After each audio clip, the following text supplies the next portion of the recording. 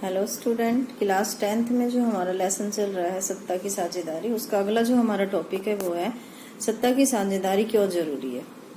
तो अब हम देखते हैं कि सत्ता में जो साझेदारी है वो जरूरी क्यों है, क्या कारण है कि सत्ता की साझेदारी का जो सरकार चलाने का जो नियम है वो हमारे देश में है। तो इस तरह दो प्रकार के स्तर जो है सत्ता के बंटवारे के पक्ष में दिए जा सकते हैं। पहला, सत्ता का बंटवारा ठीक है क्योंकि इसमें विभिन्न सामाजिक समूहों के बीच टकराव का अंदेशा कम हो जाता है। कहते एक तो ये कारण है सत्ता की साझेदारी रखने का कि इसमें आपस में जो सामाजिक समूह होते हैं उनके बीच लड़ाई झगड़ा नहीं होता। यदि सत्ता में साझेदारी रहेगी तो सब ये सोचेंगे हाँ भी हमारी भी सरकार है, हमारी भी सरकार है। तो एक तो इसीलिए कि देश में किसी भी तरह का कोई भी लड़ाई दंगा नहीं होगा। क्योंकि सामाजिक टकराव आगे बढ़कर अक्सर हिंसा और राजनीतिक अस्थिरता का रूप ले लेते हैं। ठीक है ना, कि जैसे ये आगे बढ़ेंगे सामाजिक टकराव, यानी समाज के अंदर जो लोग हैं ऊंच नीच का अंतर है या अमीरी गरीबी का अंतर है या और कोई अंतर है, तो इस चीज को देखकर क्या होता है आपस में टकराव हो जाता है लोगों में कि भाई तू अमीर है, ये गरीब है, मैं अमीर हूँ और तुम गरीब हो, या कुछ इस तरह से भाई मेरी जाति नीची, आप लोग ऊंची जाति के हो। तो इस तरह से कुछ इनमें मन मुटाव हो जाता है। तो कहते हैं यदि सत्ता में साझेदारी होगी तो ये स्थिति सामने नहीं आएगी देश के। इसलिए सत्ता में हिस्सा दे देना राजनीतिक व्यवस्था के स्थायित्व के लिए अच्छा है। बहुसंख्यक समुदाय की इच्छा को बाकी सभी पर थोपना तत्कालीन तौर पर लाभकारी लग सकता है, पर आगे चलकर यह देश की अखंडता के लिए घातक सिद्ध होता है। ये कह रहा है कि एक बार तुम ये कर सकते हो कि भाई ज्यादा संख्या वाले अपने सरकार बना सकते हो, और ऐसा हो भी सकता है कि चलो भाई ठीक है सबने इसका मान लिया, लेकिन आगे चल के कहीं ना कहीं वो देश की एकता के लिए खतरा साबित हो जाता है। बहुसंख्यकों का आतंक सिर्फ अल्पसंख्यकों के लिए ही परेशानी पैदा नहीं करता है, अक्सर यह बहुसंख्यकों के लिए भी बर्बादी का कारण बन जाता है। अब हम इसको डिटेल से नहीं पढ़ेंगे, ये मैंने पिछली बार भी आपको पढ़ाया था। अब इसका आगे का जो टॉपिक है वो है सत्ता की साझेदारी के रूप। ठीक है, सत्ता की साझेदारी के रूप का टॉपिक जो है वो हम देखते हैं। वेरी इंपॉर्टेंट है ये, इसमें से क्वेश्चन अक्सर लेसन में आता है। तो सत्ता की साझेदारी के रूप क्या है? सत्ता की साझेदारी का विचार राजनीतिक सत्ता का बंटवारा नहीं हो सकता, इसी के विरुद्ध लाया गया। लंबे समय से यही मान्यता चली आ रही थी कि सरकार की सारी शक्तियां एक व्यक्ति या किसी खास स्थान पर रहने वाले व्यक्ति समूहों के हाथ में रहनी चाहिए। अगर फैसले लेने की शक्ति बिखर गई तो तुरंत फैसले लेना और उन्हें लागू करना संभव नहीं होगा। देखो ये यहाँ पे ये कह रहा है कि सत्ता की साझेदारी का रूप जो है ना वो चलो मान लीजिए ठीक है, लेकिन कई लोग इसका ये कहते हैं कि यदि सत्ता की साझेदारी में यानी ये होता है कि सभी लोगों की राय लेकर चलना होता है। अभी लोकतंत्र में ये कह रहे हैं कि यदि हम सभी लोगों से किसी चीज हमें लागू करनी है और उसमें पूरे देश की राय हम लेने लग गए तो इसके तो निर्णय में बहुत ज्यादा टाइम लग जाएगा। चलो मान लीजिए इसके लिए खुश तो सभी होंगे कि भी हमारे से भी पूछा गया, हमारे से भी, लेकिन ये तो बहुत ही लंबे टाइम में इसका फैसला आएगा। तो कह रहे हैं अगर फैसले लेने की शक्ति बिखर जाएगी तो तुरंत फैसले लेना और उन्हें लागू करना संभव नहीं होगा। यहाँ एक तो ये है, लेकिन लोकतंत्र का एक बुनियादी सिद्धांत है कि जनता ही सारी राजनीतिक शक्ति का स्रोत होता है। ये आप मानते हो कि लोकतंत्र जो है इसीलिए आज इतना ज्यादा हर एक देश में अपनाया गया है। इसका यही सिद्धांत है कि जनता की सारी जितनी भी राजनीतिक शक्तियां होती है जनता के हाथों में होती है, इसलिए लोग इसको ज्यादा पसंद करते हैं। इसमें लोग स्वशासन की संस्थाओं के माध्यम से अपना शासन चलाते हैं, यानी लोग जो हैं वो ये अपने प्रतिनिधि तो भेज देते हैं और कहते हैं कि हाँ भी एक तरह से हमारा जो प्रतिनिधि है वो हमारा ही प्रतिनिधित्व करेगा, किसी दूसरों की नहीं सुनेगा। एक अच्छे लोकतांत्रिक शासन में समाज के विभिन्न समूहों और उनके विचारों को उचित सम्मान दिया जाता है और सार्वजनिक नीतियां। हाल ही के समय में रूस में कुछ नए कानून बने, ये एक उदाहरण देके बता रहे हैं। ठीक है, आप इसको खुद पढ़ लेना। आगे देखिए, हाल स्थिति में सार्वजनिक नीतियां तय करने में उनकी बातें शामिल होती हैं, इसलिए इसी लोकतंत्र शासन को अच्छा माना जाता है। ठीक है, किस लोकतंत्र शासन को? जिसमें सभी की राय ली जाती है, उसी लोकतंत्र को, यानी सत्ता की साझेदारी को ही ज्यादा बेस्ट माना गया है। लोकतंत्र में राजनीतिक सत्ता में अधिक से अधिक लोगों का हिस्सा बनाया जाए, इसलिए इसको पसंद किया जाता है ताकि कोई नाराज ना रहे। कई अपने यहाँ तो भिन्न भिन्न तरह के लोग हैं, भिन्न भिन्न तरह के धर्म है, अलग तरह का हमारा देश है, इसमें सभी जाति और धर्म को मद्देनजर रखते हुए सरकार बनाई जाती है।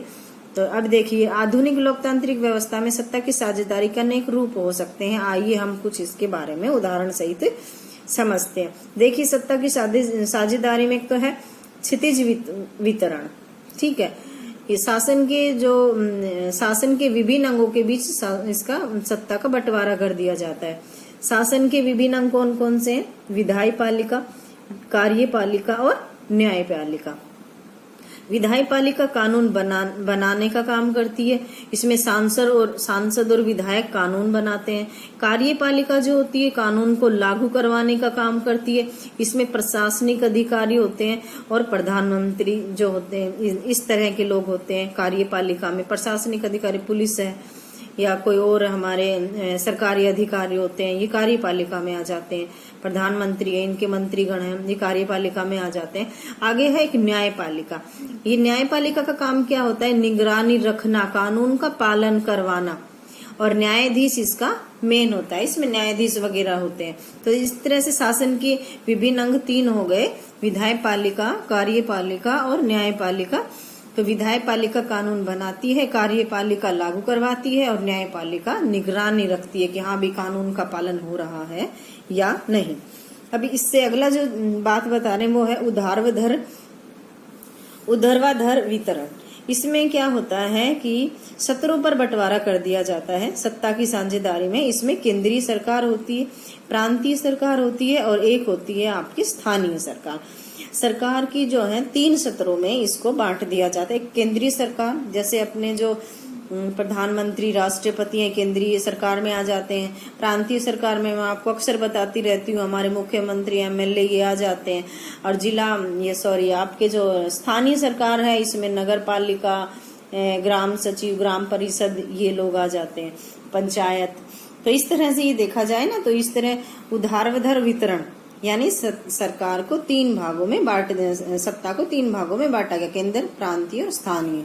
तो इस तरह से ये इस लेसन में आपको बताया गया है। स्थानीय सरकार में अलग अलग धर्म और जाति के लोग होते हैं और वो अपने जाति और धर्म को मद्देनजर रखते हुए अपना शासन करते हैं, ताकि उस धर्म के लोग ये ना समझे कि भी सत्ता में हमारा बंटवारा नहीं है, हमारा हिस्सा नहीं है। जैसे मान लीजिए हमारे देश में ईसाई धर्म के बहुत कम लोग हैं, तो कहीं ना कहीं ईसाई धर्म के लोगों का भी प्रतिनिधित्व चुन के जाता है उस सरकार में, वहां बैठता है और फिर वो लोग समझते हैं हाँ भी हमारा भी कहीं ना कहीं तो इसमें हिस्सा है ही। इस तरह से ये होता है। आगे है कि सामुदायिक सरकार। सामुदायिक सरकार में सत्ता का बंटवारा सामाजिक समूहों के बीच हो जाता है, भाषाई समूहों के बीच हो जाता है, धार्मिक समूहों के बीच और जातीय समूहों के बीच इसमें बंटवारा कर दिया जाता है। इसको सामुदायिक यानी आप समझते हो कि हमारे समुदाय में जो है सामाजिक जाति पाति है, ऊंच नीच है, तो ये हमारे सामाजिक हो गए। भाषा हिंदू मुस्लिम, हिंदू भाषा है, उर्दू भाषा है, या कई बार पंजाबी भाषा है, मराठी भाषा है, मलयालम भाषा है। धर्म भी अलग अलग है, हिंदू है, मुस्लिम है, सिख है, ईसाई है, बौद्ध है, जैन धर्म है। इस तरह से ये अलग अलग धर्म भी हैं। और जातियां तो आप पूछो ही मत, अपने यहाँ देश में कितनी जातियां हैं। तो इस तरह से इनके अलग अलग समूह होते हैं। सामाजिक समूह होता है, भाषाई समूह होता है, धार्मिक समूह होता है और जातीय समूह होता है। इन सभी चीजों को मद्देनजर रखते हुए सत्ता का बंटवारा किया जाता है, ताकि ना तो कोई समाज में नाराज हो, ना भाषा के आधार पर हो, ना धर्म के आधार पर हो और ना जाति के आधार पर हो। इसलिए इस तरह की सरकार को सामुदायिक सरकार कहा जाता है। अगला एक और है जो सरकार पर दबाव बनाता है, वो है दबाव समूह और राजनीतिक पार्टियां। देखिए, दबाव समूह क्या होता है? वो लोग जो अपने शक्ति के बल पर सरकार पर जोर डालते हैं, दबाव समूह होता है वो।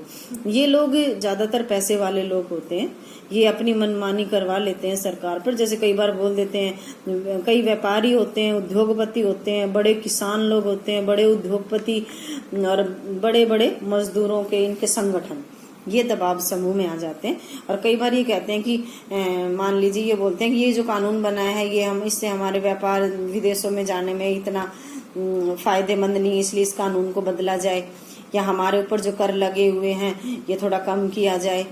और ये उद्योगपति होते हैं, इनसे सरकार को भी बहुत ज्यादा आमदनी होती है, इसलिए सरकार इनकी बात को मान लेती है। और राजनीतिक पार्टियों के बारे में तो आपको सभी को पता है कि चुनाव के दौरान सत्ता में आने के लिए बहुत सारी पार्टियां सामने आती हैं और उनमें से कोई एक पार्टी बन के अपना सरकार चलाती है, लेकिन कई बार गठबंधन भी हो जाता है।